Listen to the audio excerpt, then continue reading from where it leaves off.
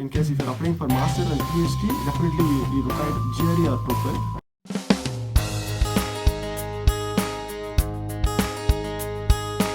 Hello friends, welcome to our channel. Friends, last week మేము పెట్టిన video job opportunities in south Korea చూశారు కదా అందరూ. అది జాబ్ ఎవరైతే అప్లై చేయాలనుకుంటున్నారో వాళ్ళందరికీ యూస్ఫుల్ అనే అనుకుంటూ ఉన్నాను. అండ్ ప్రొఫెసరు చాలా బాగా, అంటే ప్రొఫెసర్ చెప్పిన ఇన్ఫర్మేషన్ అనేది డైరెక్ట్గా మనం ఎలా అప్లై చేసుకోవాలి అనేది అనమాట. అంటే కొంతమందికి ఇంత క్లియర్గా ఇన్ఫర్మేషన్ అనేది ఎవరు చెప్పకపోవచ్చు. ప్రొఫెసరు చాలా క్లియర్గా ఎక్స్ప్లెయిన్ చేశారండి, ఎలా వెళ్తే మనం ఏ విధంగా అప్రోచ్ అయితే మనకి జాబ్ అనేది వస్తుంది సౌత్ కొరియాలో అనేసి. సో ప్రొఫెసర్ని నేను జాబ్ ఆపర్చునిటీస్తో పాటు స్టూడెంట్స్ మాస్టర్స్ కానీ పిహెచ్డి కానీ ఎలా అప్లై చేసుకోవాలి సౌత్ కొరియాలో అనేది కూడా చెప్పమని రిక్వెస్ట్ చేశాను. సో ప్రొఫెసరు అవి కూడా చెప్పారనమాట. మీకు ఫస్ట్లో కొంచెం అర్థం కాకపోవచ్చు ఇది ఎందుకు డిఫరెంట్ వేలో చెప్తున్నారని, కానీ ప్రొఫెసర్ చెప్పిందే రియల్ అండ్ కరెక్ట్ వే అండి, ఏ విధంగా అప్రోచ్ అవ్వాలి అనేది.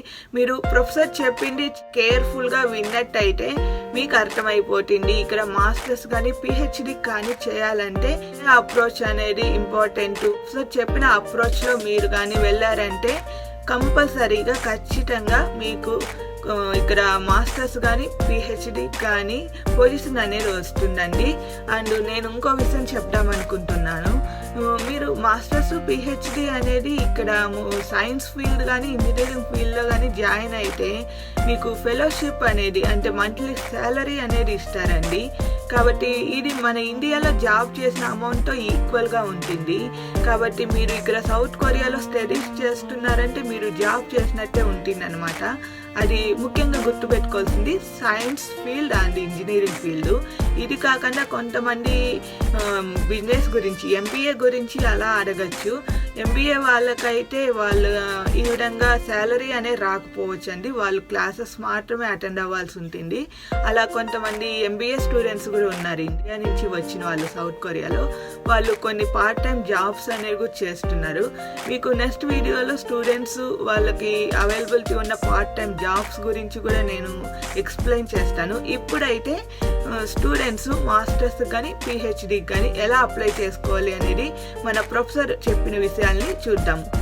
Hi channel Anjana viewers, nice to meet you back. Top universities are Seoul National University, Sangong-gon University, KIST, Korea Advanced Institute of Science and Technology, and Post-Tech, Korea University, Ulsan National University, Yonsei University. So these are the university which comes under top 200 ranking. You can see this is the Times Higher Education. And Yonsei, Hanyang University. So there are many universities, CA University, Sejong. So our university, Sejong University, it comes around 500 ranking. Okay, University of Incheon, Konkuk University. So there are many universities. Students who are interested to do their PhD or master programs, you can apply here. Compared to the research, so this is the so we have some condition like a zonal ranking system. So according to this, if you see for country wise, so among top 10 countries, you can see like there are this is the ranking system which shows the countries which produce high quality research papers. Okay, so among this USA comes under the number 1, and China number 2, UK number 3, Germany 9th is India, and Spain is 10th position, and South Korea is under 12th position. Okay, you can see. So but we cannot compare with this thing because so this Canada is an English speaking country. Okay, so but in South Korea their main primary language is Korean. So even though the primary language is Korean and their population is less, they have a very good research output, and they prove that they are very good. They show their interest in research. You can apply or you can contact this kind of university. Okay.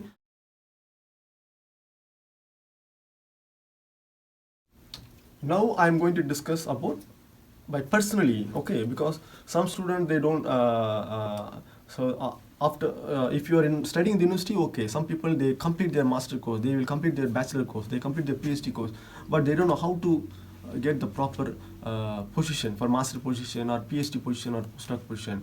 So for applying that to get I will say some tricks. For example, this is Sejong University website. I'm working in Sejong University. So if you go to the Sejong University website, if you go to the Sejong University website, so you can see there are several things about Sejong University: academics, admission, international program, campus level. Okay. So first thing you need to go to the Sejong University. Next, so if you go to the Sejong University in academic divisions, you can see several things like departments, faculty, like this. So if you go for the faculty, under the faculty there are several departments. Okay, students who have different interests and different background, they can go through. For example, if I'm coming from engineering background, if I'm interested in this thing like designing, okay, I need to contact this. He is my right professor. Okay, what I need to do? If you go to this thing, okay, you can see here his home page, or this is the you can get his full profile, his email ID, you can get his phone number and everything. Okay, so you need to get his detail, and you can directly communicate to that professor. Okay, if I am interested in fluid dynamics, so he is my right professor. Okay, so what is the mistake? So most of our students, what they do, they just go to the university, okay, and they just randomly they select some professor and they will apply. So it is not the right way. Okay, so you need to select your professor based upon your interest. Number one, you need to send your profile only to that department. Okay, but most of the students, they are sending their profile or resume to all professors. So it is not the right way, because even though they are different professors, they can easily communicate it, because they can share. So if this professor, if you in same department, if you apply a resume for around 5 to 6 professor, if that among the 5 to 6 professor, if any 2 or 3 professor came to know that same student they applied, it create a bad impression. So please don't do that mistake. Okay, so if you choose one university, one professor and one department, that is the right option. Okay, so before applying, you need to study this professor research background or some other details. Okay, another thing, so most of the students, we are we are not patients. Okay, so we expect the professors to reply fast. So that is not so we need some patience, because the professor, they are too busy. Okay, they don't want to. First, you need to make some good impression. Okay, so what you need to do first, if you apply, you wait for 2 weeks or 3 weeks. After 3 weeks, you reply, dear professor, I have applied. So you wait for the response. So for the second time, no reply means, again after 3 months or 4th month, you contact him again, dear professor, I am interested. So what is the response? Definitely third time or fourth time he will reply, because for research, apart from your knowledge, interest and sincerity is very important. Okay. Next, you can go to the how to find the international affairs in all universities. As I mentioned, the first slide around top 10 university. So in the top 10 university, if you for example in Sejong University, if you go to the Sejong University, so in the university portal, you can find some option like international programs. Okay, in that international programs, you can find the column like you can get the address detail. Okay, you can see here, Office of International Affairs, like HTTP, like this, and you can mail them directly. So before applying, but you need to have some eligibility. Okay, because in Korea, not only in Korea, mostly if you're going for any developed countries like a US or UK, so they have some requirements. Okay, you need to fulfill the requirements. So the first one thing is you should have some language ability, like fluency. Maybe in case if you're applying for master and PhD, definitely you require GRE or TOEFL to go for master degree program or PhD program. So you need to clear a TOEFL or IELTS. Okay, so for in Korea they ask IELTS or TOEFL. I think it is not difficult. They need some. If you take some IELTS score like around 7, some about 60% they accept. Okay, the first option, first point. Okay, and second point, if you are from biological background, you need to show some research papers. Okay, research publications. It may be based upon your master thesis report, or it may be based upon your PhD thesis report, or it may be on your own interest. Okay, so the main concept is publication. Okay, that publication you may be from any authors, you may be from first author, second author, any author, it doesn't matter. Thing is, the condition one is you should have some TOEFL or IELTS score, and second you should have some any publication background. That publication it should be a SCA paper, SCCA, Science Citation Indexed Journal papers. The author doesn't matter. Why usually I personally I recommended 9 students for my students. So most of my students they fulfill this this criteria, because why I'm consistently importantly mentioning this point means, if you have a TOEFL score, IELTS score, or publications, your professors, because you're contacting your professor directly. Okay, so actually I told you there is 2 methods. Either you can apply by DST or NRF, that is option 1, and second option, you can contact your professor directly. Okay, so in case if you are applying or if you are contacting a professor directly, that professor, Korean professor, will expect you some requirements.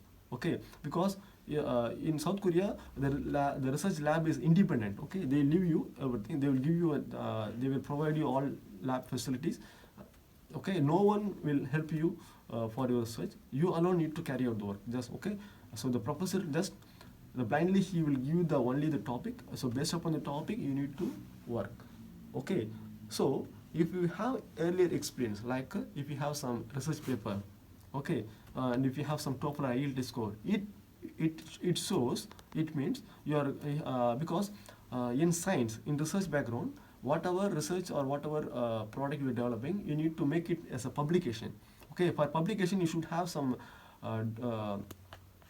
good scientific knowledge. Okay, not like 100% grammar or 100% fluency in English.